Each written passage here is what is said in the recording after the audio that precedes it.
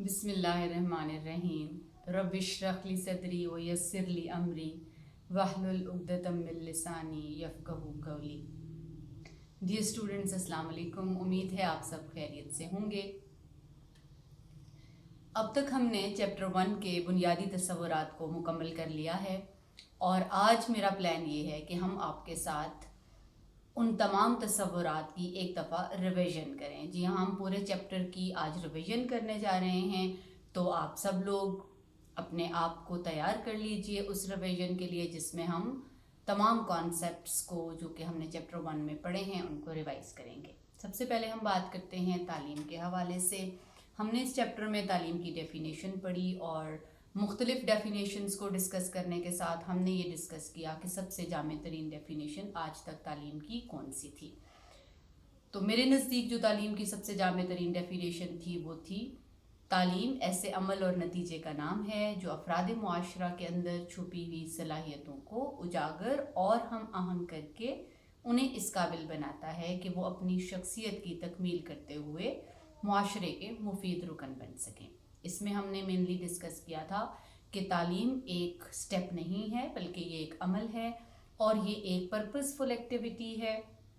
इस एक्टिविटी में हम अफराद मुआशरा जो कि हमारे माशरे के अफराद होते हैं उनके अंदर जो सलाहियतें अल्लाह ताला ने कुदरती तौर पर दी हैं उनको हम उजागर करते हैं, फिर हम उनको नरिश करते हैं, उनको पॉलिश करते हैं और उनको आपस में हम आहंग करके एक फ़र्द को इस काबिल बना देते हैं कि वो उसकी शख्सियत की तकमील हो जाए। और शख्सियत के हवाले से हमने मुख्तलिफ़ पहलू डिस्कस किए कि एक शख्सियत के जिस्मानी पहलू, ज़हनी, अखलाकी, मुआशी, माशरती, रूहानी पहलू जो है उसको हम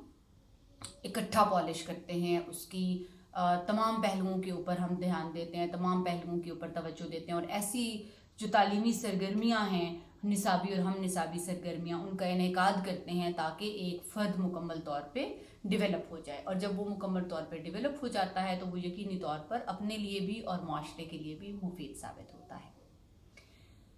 इसके बाद हमने डिस्कस किया कि असालीब तालीम कौन कौन से हैं, जिनमें हमने 4 असालीब तालीम की डिस्कशन की थी। सबसे पहला था रस्मी तालीम, नीम रस्मी तालीम, दूसरा, तीसरा गैर रस्मी तालीम और चौथा वर्चुअल तालीम।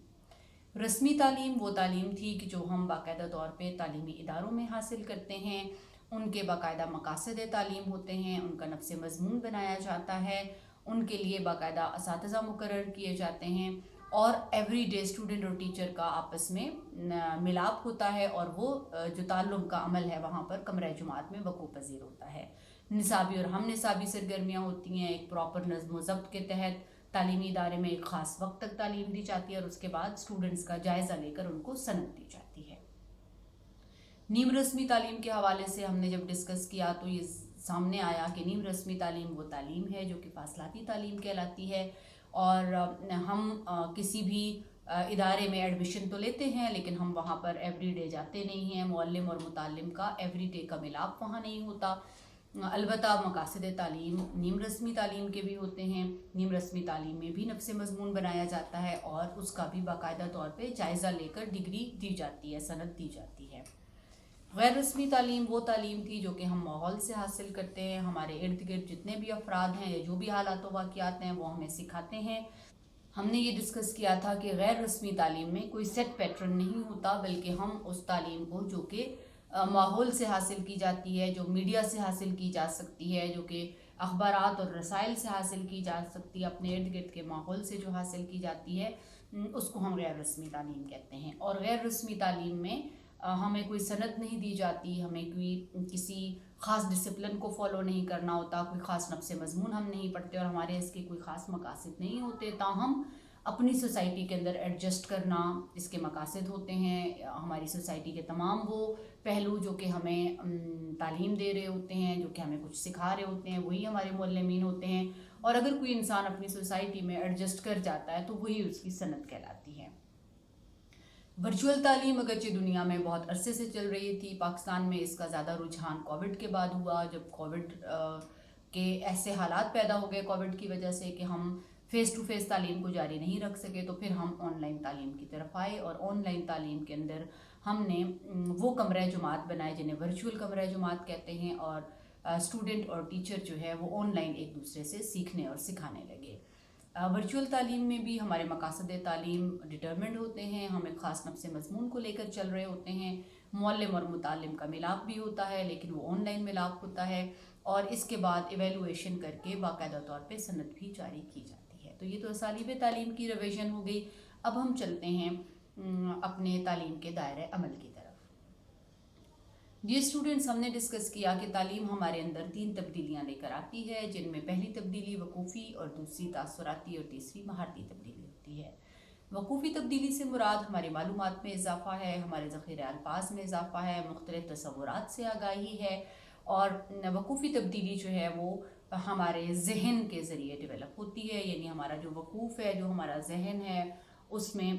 تبدیلی لائی جاتی ہے، یعنی ہم نئے آئیڈیاز کریٹ کرنا شروع ہو جاتے ہیں، ہم نئے کانسیپٹس کو سمجھنا شروع ہو جاتے ہیں، ہماری دہرانے کی صلاحیت بڑھ جاتی ہے، ہمارا انالیسس اور سینتھسس کرنے کی جو صلاحیت ہے اس میں اضافہ ہو جاتا ہے۔ تو یہ ہمارے اندر وقوفی تبدیلی آتی ہے۔ تاثراتی تبدیلی کا تعلق ہمارے بیہیویئر سے ہے، جب ہم رویے سیکھتے ہیں، ڈے ٹو ڈے ہمارے جو رویے ہیں وہ عمل تعلیم کی وجہ سے بہتر ہوتے چلے جاتے ہیں، ہم نئے رویے سیکھتے ہیں، ہم مختلف چیزوں کے اظہار کے نئے طریقے سیکھتے ہیں، اور جو بھی ہمارے آس پاس ماحول میں جو بھی چیزیں ہو رہی ہوتی ہیں ان کے حوالے سے ہمارا ایک خاص نقطۂ نظر بنتا ہے، اور اسی نقطۂ نظر کی وجہ سے ہمارے جو رویے ہیں اس کی طرف پازیٹیو یا نیگیٹو ہوتے ہیں۔ تو تعلیم ہمارے اندر تاثراتی تبدیلی بھی لے کر آتی ہے، اور بالکل اسی طریقے سے تعلیم ہمارے اندر مہارتی تبدیلی بھی لے کر آتی ہے، یعنی ہم بہت ساری مہارتیں بھی تعلیمی عمل کے دوران سیکھتے ہیں۔ اس میں بہت ساری مہارتیں ہیں، جو لکھنا ہے، پڑھنا، بولنا، کسی خاص چیلنج کو قبول کرنا، آرگنائز کرنا، موٹیویٹ ہونا، لیڈرشپ کوالٹیز سیکھنا، کمیونیکیشن سکلز سیکھنا، کسی فیلئر کا سامنا کیسے کرنا ہے، کسی سکسیس کا سامنا ہم نے کیسے کرنا ہے، اگر کوئی تبدیلی آ رہی ہے تو اسے ہم نے کیسے ابزارب کرنا ہے، ہم نے نئی چیزوں کے ساتھ اڈیپٹیبلٹی کیسے قائم کرنی ہے، ہم سیلف اویئرنیس کے پروسیس سے گزرتے ہیں، ہم سوشل اویئرنیس سیکھتے ہیں، ہم ریلیشن شپ مینجمنٹ سیکھتے ہیں۔ دیر آر مینی اسکلز کے جو ہم تعلیم کے عمل میں سیکھتے ہیں، اور پھر یہی وہ اسکلز ہیں جو کہ ہماری زندگی میں ہمیں کامیاب کرتی ہیں۔ اس کے بعد اسٹوڈنٹس، ہم نے بات کی ایلیمنٹس آف ایجوکیشن کے اوپر، جن کے ایلیمنٹس میں شامل تھے معلم، یعنی وہ استاد جو کہ ہمیں پڑھاتا ہے، متعلم وہ طالب علم جو کہ پڑھتا ہے، جو کہ علم کی پیاس لے کر آیا ہے، تعلم یعنی سیکھنا، جب ہم تجربے کے نتیجے میں ہمارے اندر کوئی تبدیلی پیدا ہوتی ہے اور ہم کچھ سیکھتے ہیں تو ہم کہتے ہیں کہ تعلم وقوع پذیر ہوا۔ اسی طرح سے معاشرے اور تعلیم کا ہم نے آپس میں تعلق ڈسکس کیا کہ یہ دونوں ایک دوسرے کے اوپر ڈیپینڈنٹ ہیں، تعلیم اور معاشرہ ایک دوسرے کے بغیر نہیں چل سکتے۔ معاشرہ ہی وہ چیز ہے، وہ جگہ ہے جہاں سے ہمارے پاس متعلمین آتے ہیں، اور وہ تمام ریسورسز آتے ہیں جو کہ ہم عمل تعلیم میں استعمال کرتے ہیں، اور اس کے بعد عمل تعلیم ان سارے ریسورسز کو پروسیس کرتا ہے اور اسٹوڈنٹ کو اس قابل بنا دیتا ہے کہ اب وہ افرادی قوت ہے اور واپس معاشرے میں جا کر وہ اپنا کردار ادا کرنے کے لیے تیار ہے۔ اور 5واں عنصر ہم نے پڑھا تھا نصاب، اور نصاب کے اندر ہم نے 4 عناصر کی بات کی تھی۔ سب سے پہلا مقاصد تعلیم، دوسرا نفس مضمون، تیسرا طریقہ تدریس، اور چوتھا جائزہ۔ یہ 4 عناصر سے مل کر بنا تھا نصاب۔ اور مقاصد تعلیم آپ بہت اچھی طرح سے جانتے ہیں کہ مقاصد تعلیم کسی بھی قوم کے نظریات اور تقاضوں کو کہا جاتا ہے، وہ بنیادی ضروریات جو کسی بھی قوم کی ہیں، اور اس قوم کو آگے بڑھنے کے لیے کون کون سے تقاضے پورے کرنے ہیں وہ ہم مقاصد تعلیم بناتے ہیں، اور انہی مقاصد تعلیم کے حصول کے لیے پھر ہم نالج کا مجموعہ نفس مضمون اکٹھا کرتے ہیں، اور وہی نالج کا جو مجموعہ ہے وہ ہمارے معلمین مختلف طریقہ تدریس اختیار کرتے ہوئے اسٹوڈنٹس تک پہنچاتے ہیں۔ اور آخر میں ہم اس بات کا جائزہ لیتے ہیں کہ ہمارا پورا جو عمل تعلیم تھا، یہ جو پوری ہماری ایفرٹ تھی وہ کس حد تک کامیاب ہوئی، اور اس ایفرٹ کو ہم جائزہ کہتے ہیں۔ جی اسٹوڈنٹس، اس میں ہم نے ایک اور ٹاپک ڈسکس کیا اس چیپٹر میں، جس کا نام تھا تعلیم کے وظائف، یا جس کو ہم کہتے ہیں تعلیم کے فائدے، یا تعلیم کا کردار کیا ہے ہماری زندگیوں میں۔ تو انڈیویجول ہم نے تعلیم کا کردار بھی دیکھا، اور کلیکٹیو کردار بھی، اجتماعی کردار بھی ہم نے دیکھا۔ ہم نے دیکھا کہ ایک فرد کی زندگی کو تعلیم کیسے تبدیل کرتی ہے، اور ایک قوم کی زندگی کو تعلیم کیسے تبدیل کرتی ہے۔ بڑے بڑے وظائف میں جو ہم نے ڈسکس کیے تھے ان میں حقیقت کی تلاش، اطاعت الہی، اس میں ہم نے کہا کہ ہم خلافت عرضی کی تیاری کرتے ہیں، ہم اس میں ڈسپلن ہمارا جو بچہ ہے وہ سیکھ جاتا ہے، ہمارا بچہ ایک مہارتوں سے لیس ہو جاتا ہے، اسے ڈفرینٹ مہارتیں مل جاتی ہیں، اس کے پازیٹیو تاثرات بن جاتے ہیں اپنی لائف کے حوالے سے اور اپنے آس پاس کے لوگوں کے حوالے سے۔ ہم تسخیر کائنات کی بات کر رہے تھے کہ تسخیر کائنات جو ہے وہ تعلیم کرنا ہمیں سکھاتی ہے، تحقیق کا مادہ ہمارے اندر تعلیم پیدا کرتی ہے، تعلیم ہمیں ترقی کی راہ پر گامزن کرتی ہے، تعلیم ہی وہ چیز ہے، یا تعلیم ہی وہ ہماری زندگی کا پہلو ہے جو ہمیں اپنے آپ سے واقف کرواتا ہے، ہمارے آس پاس کے ماحول سے وہ ہمیں واقف کرواتا ہے، ہمیں ریلیشن شپ ڈیولپ کرنا سکھاتا ہے، اور تعلیم کا عمل ہی وہ عمل ہے جو ہمیں اشرف المخلوقات کی ان تمام خوبیوں سے لیس کرتا ہے جس کے بعد ہم ایک کامیاب زندگی گزار سکتے ہیں۔ اور نہ صرف یہ کہ تعلیم جو ہے وہ ہمیں اس دنیا کی تیاری کرواتی ہے، بلکہ اسلامی تصور تعلیم ہمیں آخرت کی تیاری بھی کرواتا ہے، ہمیں اس طرح سے زندگی گزارنا تعلیم سکھاتی ہے کہ ہم اس دنیا میں بھی کامیاب ہو جائیں، اور جب ہم اللہ تعالیٰ کے حضور پیش ہوں تو وہاں پر بھی ہم ایک کامیاب فرد کی طرح کھڑے ہوں۔